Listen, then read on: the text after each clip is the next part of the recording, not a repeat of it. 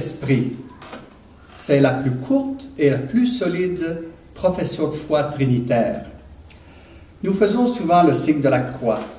C'est peut-être la première prière que nous ayons apprise sur les genoux de notre mère. Nous le faisons parfois machinalement, et c'est dommage, parce que c'est un symbole très fort qui nous distingue comme chrétiens.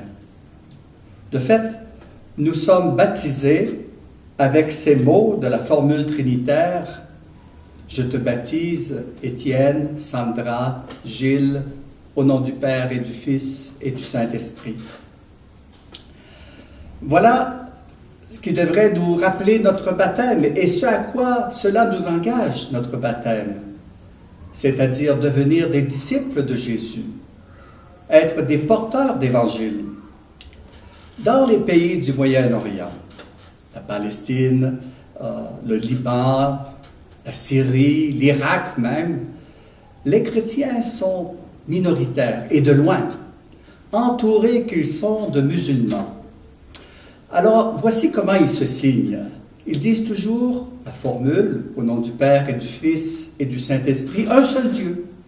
Ils ajoutent toujours un seul Dieu, one God, parce que les musulmans croient que les chrétiens adorent trois dieux. Le Dieu Père, le Dieu Fils et le Saint-Esprit, le Dieu Saint-Esprit. Donc, ils ajoutent toujours un seul Dieu. On voit les chrétiens de langue espagnole, lorsqu'ils se signent, forment une croix avec l'index et le pouce qu'ils embrassent.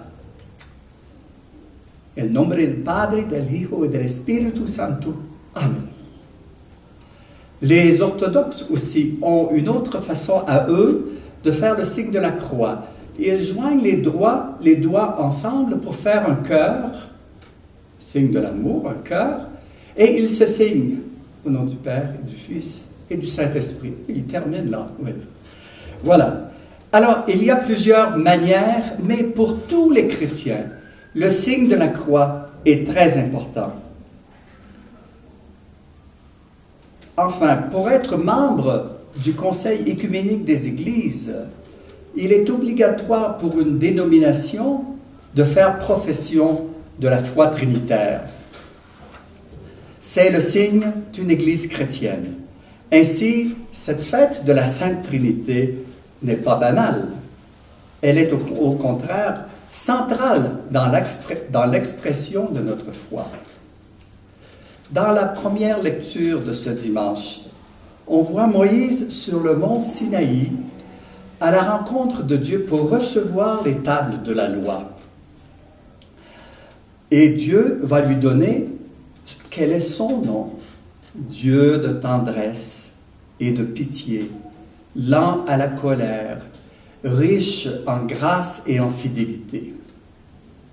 Quel contraste avec les dieux des peuples voisins. Un Dieu terrible qu'on doit craindre parce qu'il est tout-puissant. Un Dieu qui a le droit de vie et de mort. Le Dieu d'Israël est l'unique. Il connaît le cœur de l'homme et il l'aime. Sans cesse, il lui pardonne ses fautes. Tel est notre Dieu. La conclusion de la deuxième lecture est fameuse et je prends la liberté de la lire directement de la Bible de Jérusalem. C'est la conclusion de la seconde lettre de Paul aux Corinthiens. Et voici la prière de bénédiction qu'il fait. Tout d'abord, il l'introduit ainsi. « Au demeurant, frères, soyez joyeux, travaillez à votre perfection, encouragez-vous les uns les autres, ayez le même sentiment et vivez en paix. » Et voici la prière de bénédiction qui l'accompagne et qui conclut sa lettre. « La grâce du Seigneur Jésus-Christ, l'amour de Dieu le Père et la communion de l'Esprit Saint soient avec vous tous. » Eh bien, peut-il y avoir un plus beau souhait?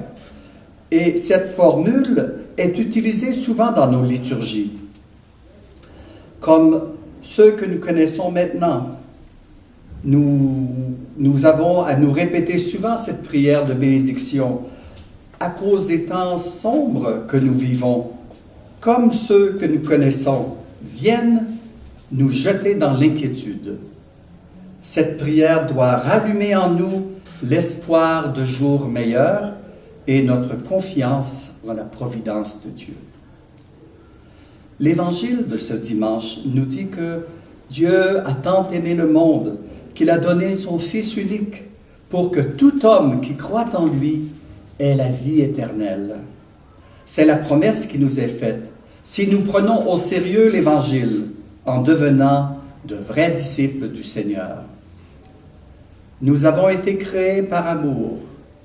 Nous avons été créés pour l'amour. C'est à l'amour que nous avons les uns pour les autres qu'on nous reconnaît comme disciples de Jésus. Les temps où nous vivons nous donnent l'occasion de vivre concrètement cet amour par des gestes de solidarité et de compassion auxquels nous oblige ce confinement.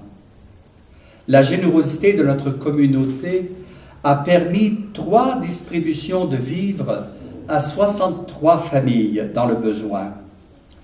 Je rends grâce à Dieu pour cette solidarité et cette générosité. C'est comme une lampe allumée sur notre route, celle qui brûle aussi au fond de nos cœurs, comme cette première prière que nous avons apprise sur les genoux de notre Mère, au nom du Père et du Fils et du Saint-Esprit.